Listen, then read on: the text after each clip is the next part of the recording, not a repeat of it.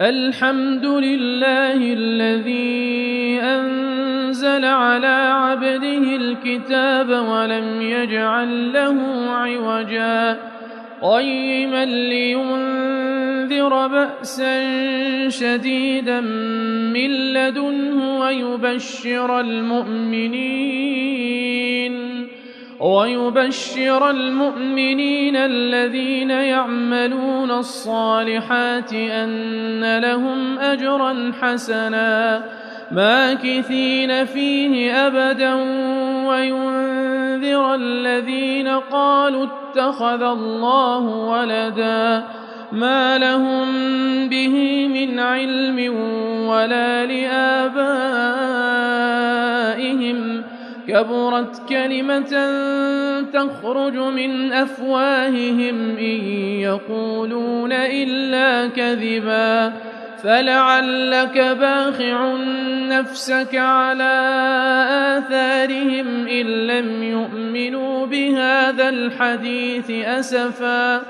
إنا جعلنا ما على الأرض زينة لها لنبلوهم أيهم أحسن عملا وإنا لجاعلون ما عليها صعيدا جرزا أم حسبت أن أصحاب الكهف والرقيم كانوا من آياتنا عجبا إذ أوى الفتية إلى الكهف فقالوا ربنا آتنا من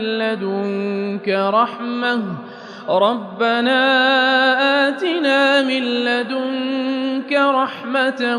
وهيئ لنا من أمرنا رشدا فضربنا على آذانهم في الكهف سنين عددا ثم بعثناهم لنعلم أي الحزبين أحصى لما لبثوا أمدا نحن نقص عليك نباهم بالحق إنهم فتية آمنوا بربهم وزدناهم هدى وربطنا على قلوبهم إذ قاموا فقالوا ربنا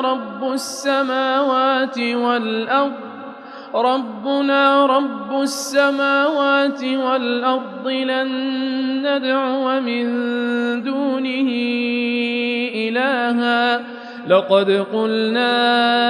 إذا شططا هؤلاء قوم اتخذوا من دونه آلهة لولا يأتون عليهم بسلطان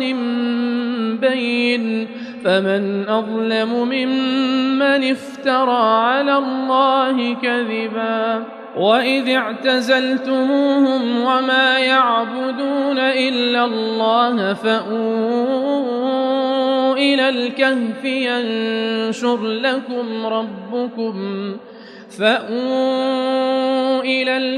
ينشر لكم ربكم من رحمته ويهيئ لكم من أمركم مرفقا وترى الشمس إذا طلعت تزاور عن كهفهم ذات اليمين وإذا غربت تقرضهم ذات الشمال وهم في فجوة منه ذلك من آيات الله من يهد الله فهو المهتد ومن يضلل فلن تجد له وليا مرشدا وتحسبهم أيقاظا وهم رقود ونقلبهم ذات اليمين وذات الشمال وكلبهم باسط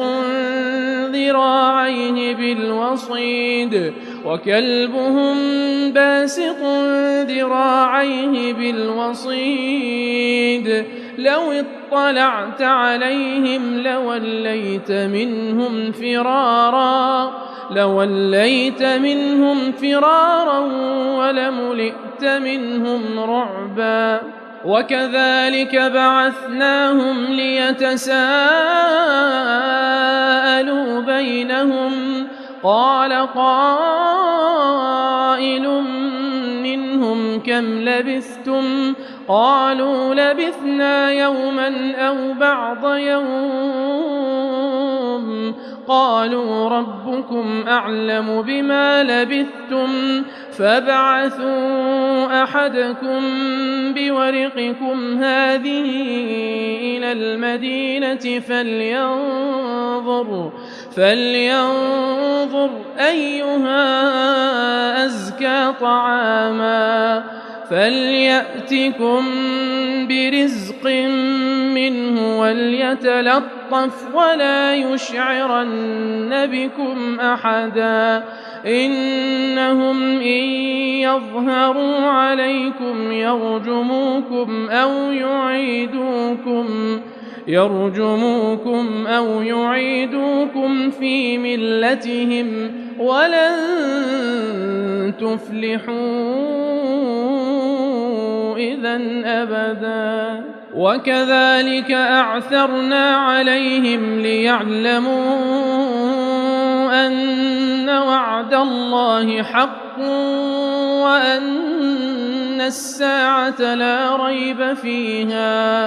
وأن الساعة لا ريب فيها إذ يتنازعون بينهم أمرهم فقالوا ابنوا عليهم بنيانا ربهم أعلم بهم قال الذين غلبوا على أمرهم لنتخذن عليهم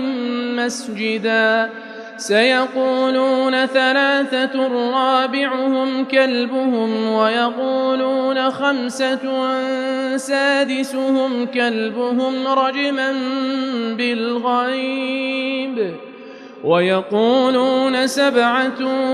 وثامنهم كلبهم قل ربي أعلم بعدتهم ما يعلمهم إلا قليل فلا تمار فيهم إلا مراء ظاهرا ولا تستفت فيهم منهم أحدا ولا تقولن لشيء إني فاعل ذلك غدا إلا أن يشاء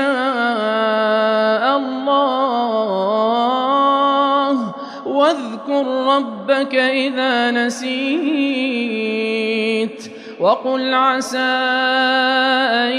يهديني ربي لأقرب من هذا رشدا ولبثوا في كهفهم 300 سنين وازدادوا 9 قل الله أعلم بما لبثوا له غيب السماوات والأرض أبصر به وأسمع ما لهم من دونه من ولي ولا يشرك في حكمه أحدا واتل ما أوحي إليك من كتاب ربك لا مبدل لكلماته ولن تجد من دونه ملتحدا واصبر نفسك مع الذين يدعون ربهم بالغداة والعشي يريدون وجهه ولا تعد عيناك عنهم تريد زينة الحياة الدنيا ولا تطع من أغفلنا قلبه عن ذكرنا واتبع هواه وكان أمره فرطا وقل الحق من ربكم فمن شاء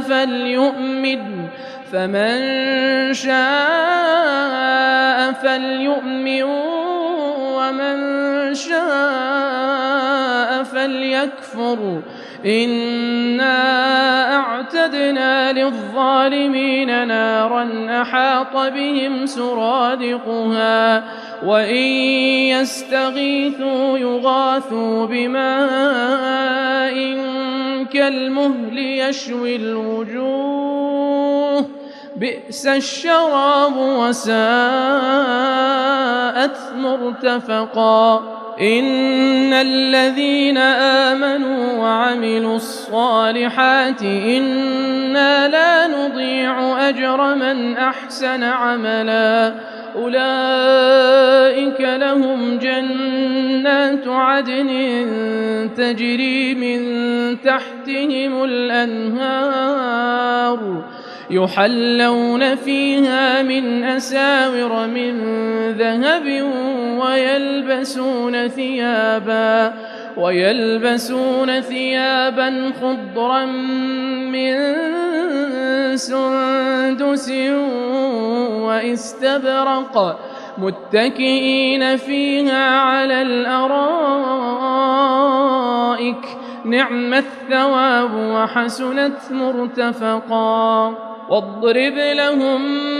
مثل الرجلين جعلنا لأحدهما جنتين من أعناب وحففناهما بنخل وجعلنا بينهما زرعا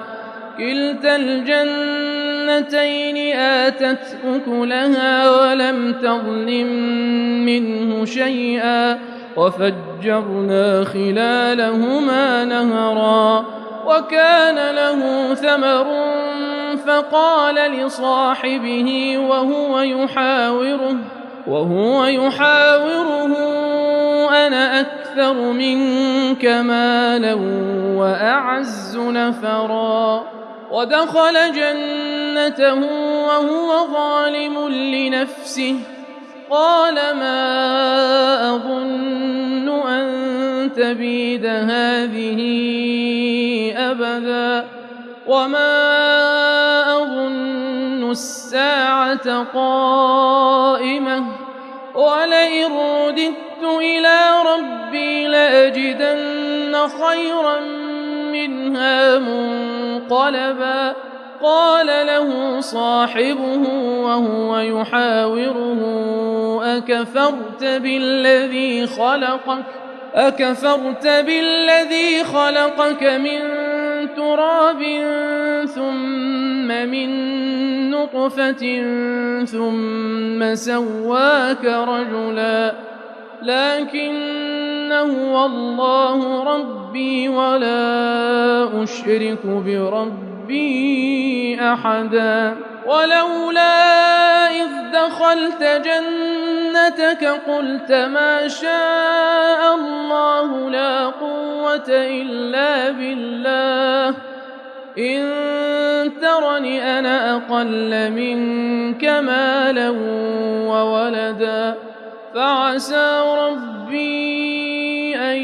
يؤتيني خيرا من جنتك ويرسل عليها حسبانا من السماء فتصبح صعيدا زلقا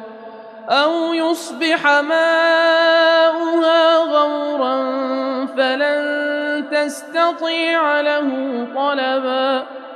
وأحيط بثمره فأصبح يقلب كفيه على ما أنفق فيها وهي خاوية على عروشها ويقول يا ليتني لم أشرك بربي أحدا ولم تكن له فئة ينصرونه من دون الله وما كان منتصرا هنالك الولاية لله الحق هو خير ثوابا وخير عقبا. واضرب لهم مثل الحياة الدنيا كماء إن أنزلناه من السماء فاختلط به نبات الأرض فأصبح هشيما تذروه الرياح وكان الله على كل شيء مقتدرا. المال والبنون زينة الحياة الدنيا والباقيات الصالحات خير عند ربك ثوابا وخير أملا. ويوم نسير الجبال وترى الأرض بارزة وحشرناهم فلم نغادر منهم أحدا وعرضوا على ربك صفا لقد جئتمونا كما خلقناكم أول مرة بل زعمتم أن لن نجعل لكم موعدا. ووضع الكتاب فترى المجرمين مشفقين مما فيه ويقولون يا ويلتنا ما لهذا الكتاب لا يغادر صغيرة ولا كبيرة إلا أحصاها ووجدوا ما عملوا حاضرا ولا يظلم ربك أحدا. وإذ قلنا للملائكة اسجدوا لآدم فسجدوا إلا إبليس كان من الجن ففسق عن أمر ربه أفتتخذونه وذريته أولياء من دوني وهم لكم عدو بئس للظالمين بدلا. ما أشهدتهم خلق السماوات والأرض ولا خلق أنفسهم وما كنت متخذ المضلين عضدا. ويوم يقول نادوا شركائي الذين زعمتم فدعوهم فلم يستجيبوا لهم وجعلنا بينهم موبقا. ورأى المجرمون النار فظنوا أنهم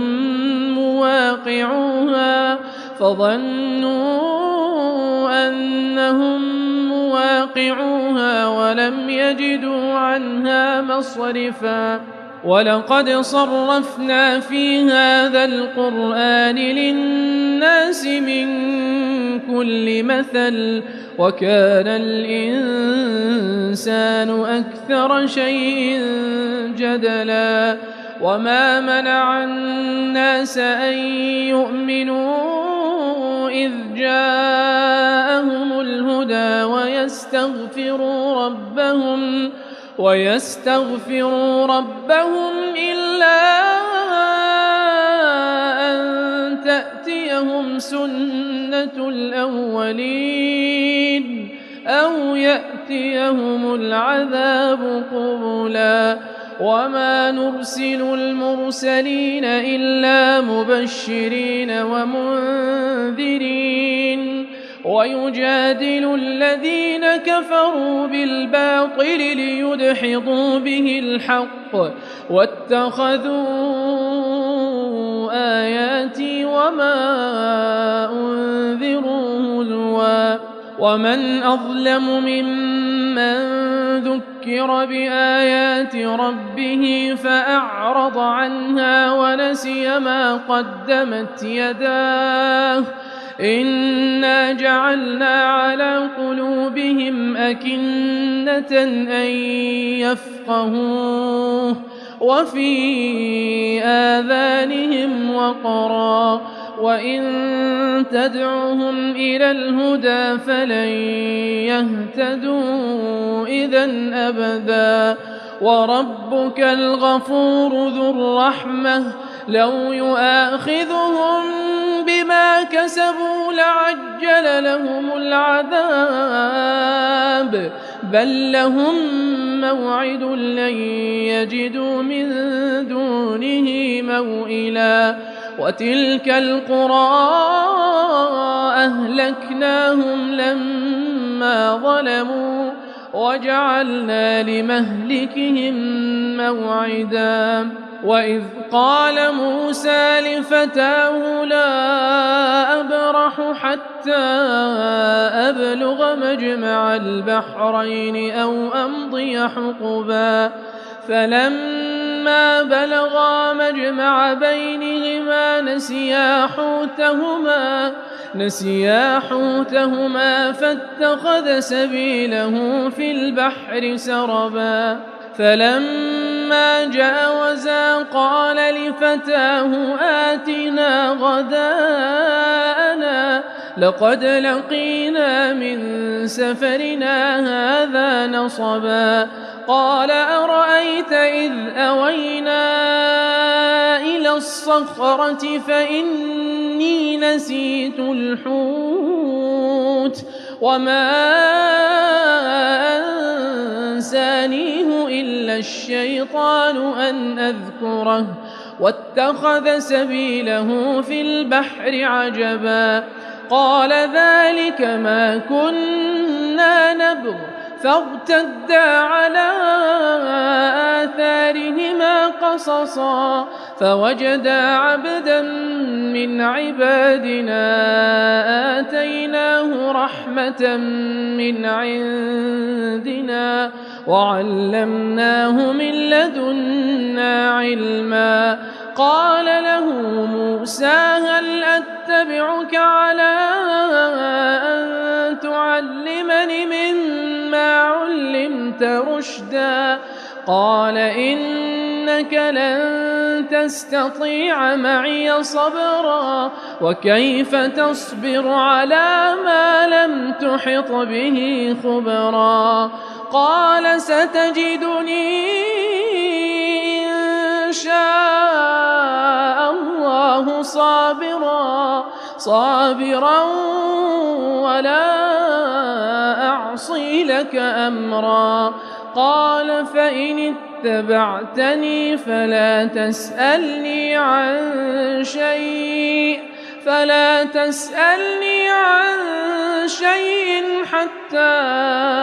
أحدث لك منه ذكرا فانطلقا حتى إذا ركبا في السفينة خرقها قال أخرقتها لتغرق أهلها لقد جئت شيئا إمرا قال ألم أقل إنك لن تستطيع معي صبرا قال لا تؤاخذني بما نسيت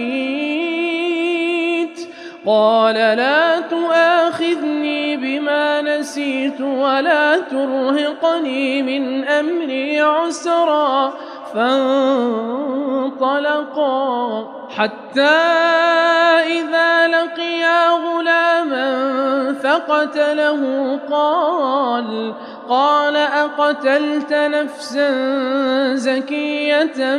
بغير نفس لقد جئت شيئا نكرا قال ألم أقل لك إنك لن تستطيع معي صبرا قال إن سألتك عن شيء بعدها فلا تصاحبني قد بلغت من لدني عذرا فانطلقا حتى إذا أتيا أهل قرية استطعما أهلها فأبوا أن يضيفوهما فوجدا فيها جدارا يريد أن ينقض فأقامه قال لو شئت لاتخذت عليه أجرا قال هذا فراق بيني وبينك سأنبئك بتأويل ما لم تستطع عليه صبرا أما السفينة فكانت لمساكين يعملون في البحر فأردت أن أعيبها وكان وراءهم ملك يأخذ كل سفينة غصبا وأما الغلام فكان أبواه مؤمنين فخشينا أن يرهقهما طغيانا وكفرا فأردنا أن يبدلهما ربهما خيرا منه زكاة وأقرب رحما وأما الجدار فكان لغلامين يتيمين في المدينة وكان تحته كنز لهما وكان أبوهما صالحا فأراد ربك أن يبلغا أشدهما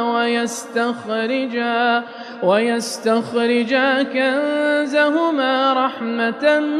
من ربك وما فعلته عن أمري ذلك تأويل ما لم تسطع عليه صبرا ويسألونك عن ذي القرنين قل سأتلو عليكم منه ذكرا إنا مكنا له في الأرض وآتيناه من كل شيء سببا فأتبع سببا حتى إذا بلغ مغرب الشمس وجدها تغرب في عين حمئة ووجد عندها قوما قلنا يا ذا القرنين إما أن تعذب وإما أن تتخذ فيهم حسنا قال أما من ظلم فسوف نعذبه ثم يرد إلى ربه فيعذبه عذابا نكرا وأما من آمن وعمل صالحا فله جزاء الحسنى وسنقول له من أمرنا يسرا ثم أتبع سببا حتى إذا بلغ مطلع الشمس وجدها تطلع على قوم لم نجعل لهم من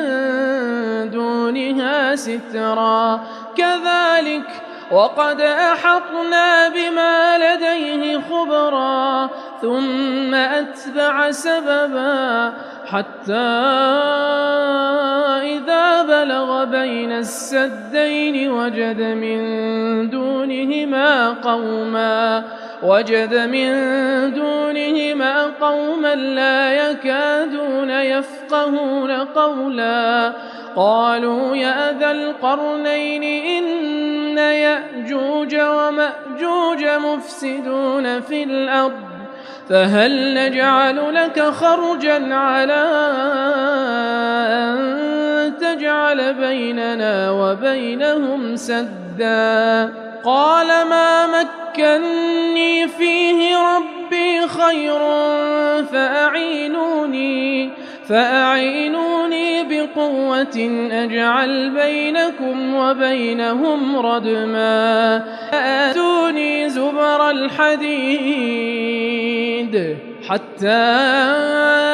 إذا ساوى بين الصدفين قال انفخوا حتى إذا جعله نارا قال آتوني أفرغ عليه قطرا فما استطاعوا أن يظهروه وما استطاعوا له نقبا قال هذا رحمة من ربي فإذا جاء وعد ربي جعله دكاء وكان وعد ربي حقا وتركنا بعضهم يومئذ يموج في بعض ونفخ في الصور فجمعناهم جمعا وعرضنا جهنم يومئذ للكافرين عرضا الذين كانت أعينهم في غطاء عن ذكري وكانوا لا يستطيعون سمعا أفحسب الذين كفروا أن يتخذوا عبادي من دوني أولياء إنا أعتدنا جهنم للكافرين نزلا قل هل ننبئكم بالأخسرين أعمالا الذين ضل سعيهم في الحياة الدنيا وهم يحسبون أنهم يحسنون صنعا أولئك الذين كفروا بآيات ربهم ولقائه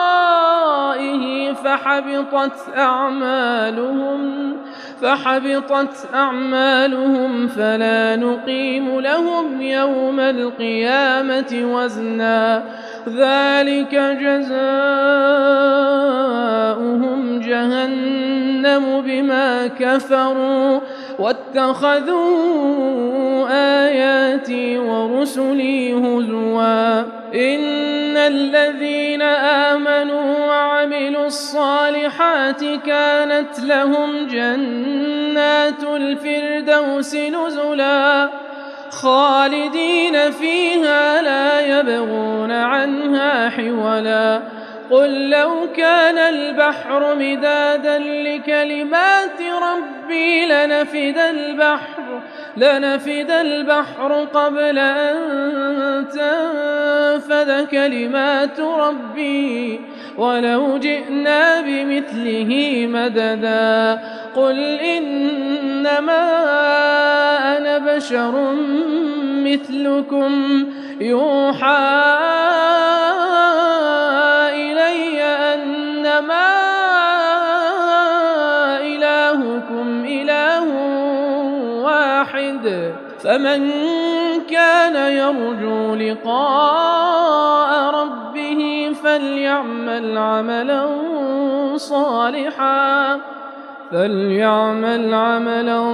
صالحا ولا يشرك بعبادة ربه